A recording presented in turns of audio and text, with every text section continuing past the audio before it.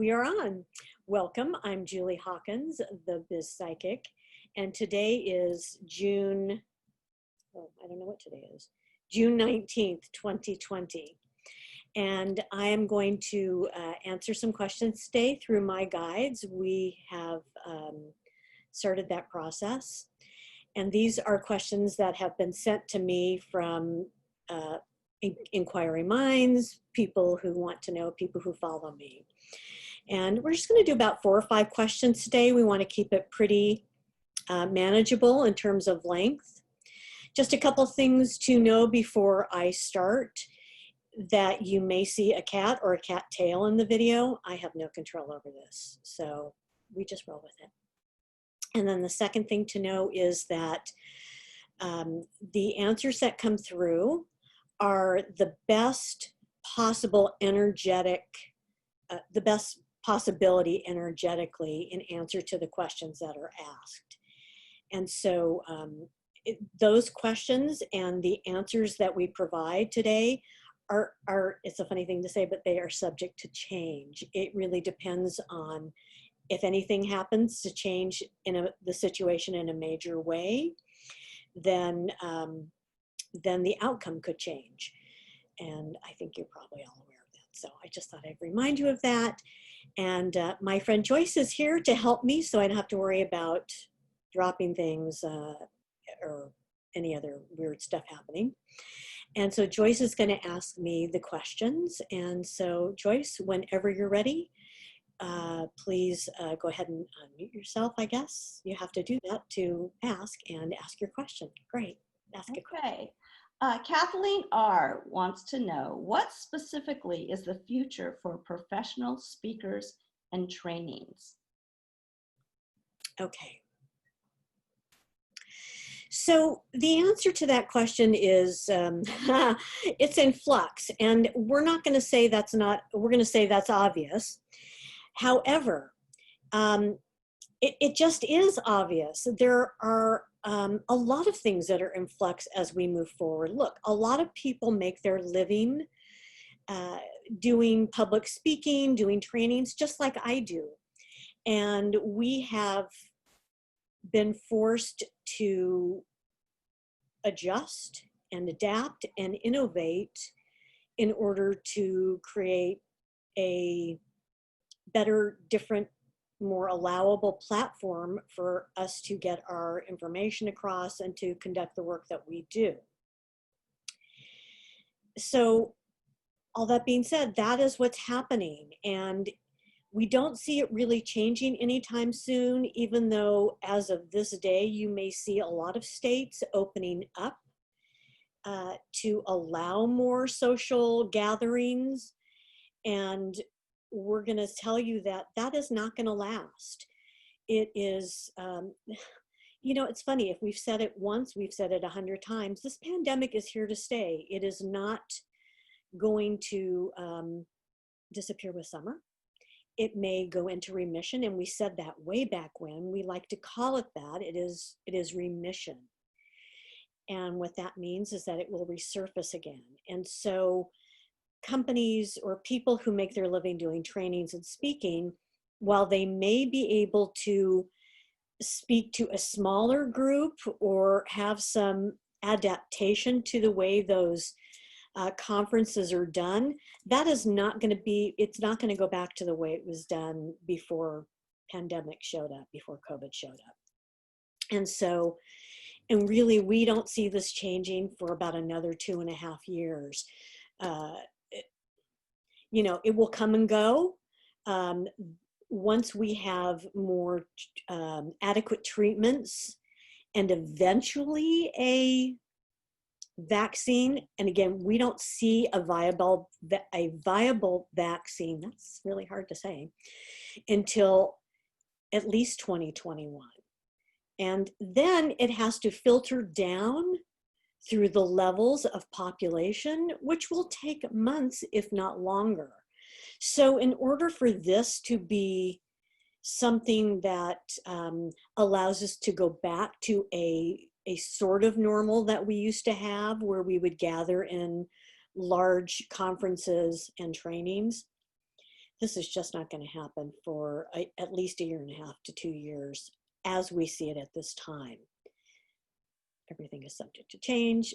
However, we don't see that changing anytime soon. So we encourage you to adapt and to be as early a comer as you can to the market of video trainings, video conferences.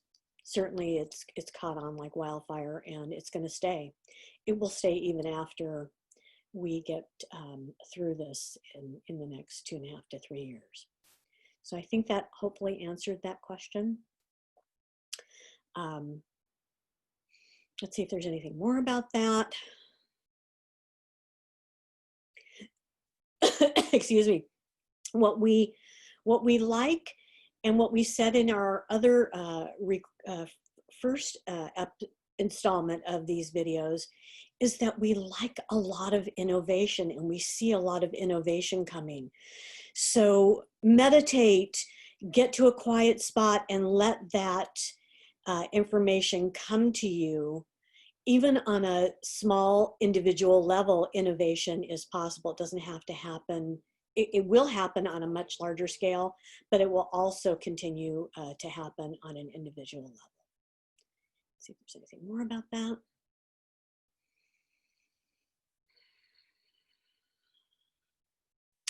Now is a great time for people to write books, to write trainings, to write blogs, to write, because people will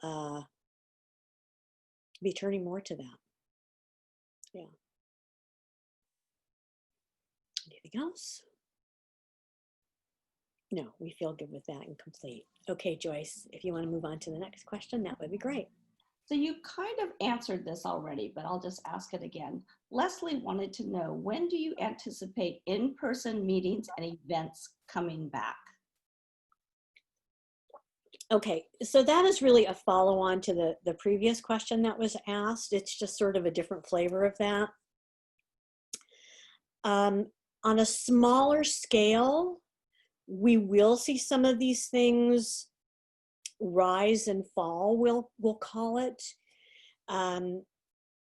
If you are an individual and you are conducting small scale trainings, intimate gatherings, you can probably do that now.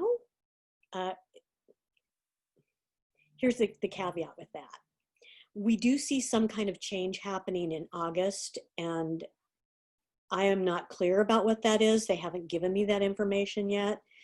So just so you know, now is June. If you have something that you want to hold in July, that is a small select group of people, and you know that you can have intimate gatherings where you are adequately spacing those people, holding it maybe in an outdoor area, then we encourage you to do that, as long as everybody has buy-in to that and you sort of abide by, not sort of, you abide by those guidelines. But we don't see it staying. That's the whole issue with that. So if you're like me and you're craving some one-on-one or even small group gatherings, because I, for one, really miss those, and you can have a gathering in the next 6 to 8 weeks or so, then go ahead and do it, as long as you abide by those general guidelines. Everybody is careful, everybody washes, masks or face coverings are always encouraged. But certainly keep your space, your distance of 6 feet or even more if you can, and hold it outside if you can do that. Let's see if there's anything more on that. We feel like that's about it for now, except just know that as we move forward, again, this is going to kind of go back into a hibernation sort of mode where we cannot do those either. It's just going to happen. It's that time of year. Again, something's going to happen to set this off, we feel, in August. And then it's going to escalate. in, you know, our flu season. So maybe you take advantage of that opportunity to hold your intimate training now. I think that was, I think that was it for that question, right, Joyce? That covered that? Yes. Okay, great. Okay. So Yeah. next question. And Daphne has a question about food shortages. She says, we've seen some meat processing companies shut down due to the pandemic. How bad will food shortages be? How long? Will it be like the Great Depression? Any guidance would be helpful on people hoarding, any guidance would be helpful on people hoarding food as well as other items.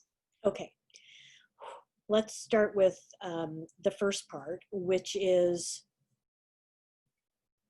you're gonna hear this a lot from me. So you know, it's gonna sound like a broken record, but there's gonna be ups and downs of this. There's gonna be waves of people hoarding things when a scare happens, and then it will pass as, excuse me, as these shortages come under control, or the pandemic comes under control. I'm just gonna take a sip of water here.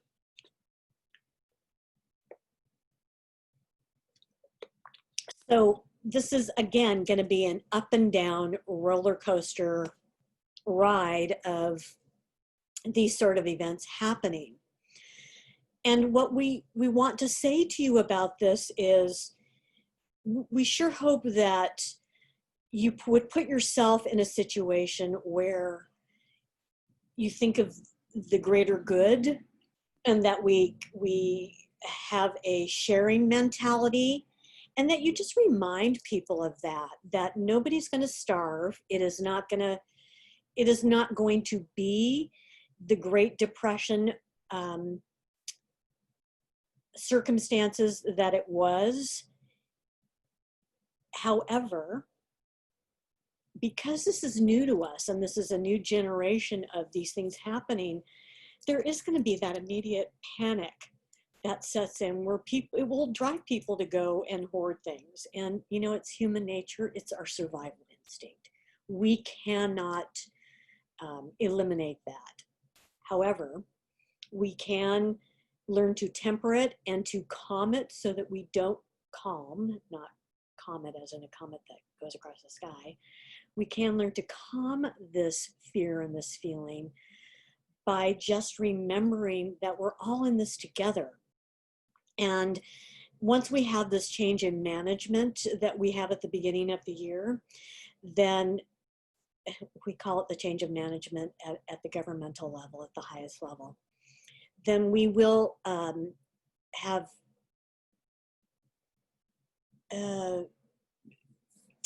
certain rules, if you will, or guidelines in place, or the forethought of that, so that these kinds of hoarding events, or people worried about running out of food, really don't happen that much.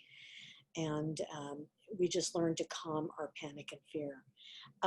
This year, going into this flu season and the end of the year, you'll probably see the worst of hoarding of either food or other items, because it's a first. It's not a, oh, we did this last year, we know how to get through it. That'll happen next year. So it will happen again. Again, it's human nature. So just know that, just remind yourself and those around you, you're not going to starve to death. You're not going to die from this.